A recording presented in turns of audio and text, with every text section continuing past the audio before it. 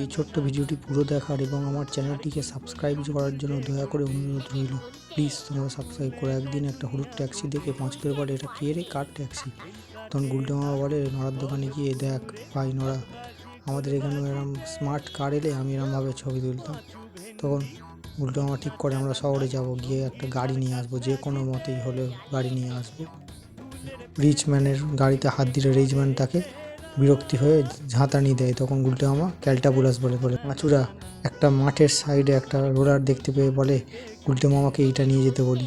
মামাও বসে পড়ে সেই রোলারটা নিয়ে আসতে শুরু করে সেই শহরের রাস্তা দিয়ে। ধীরে ধীরে সকাল হয়ে যায়। তাদের গ্রামে পৌঁছতে পৌঁছতে পাঁচু ভেন্ডি সব হাঁপিয়ে কাঁদ।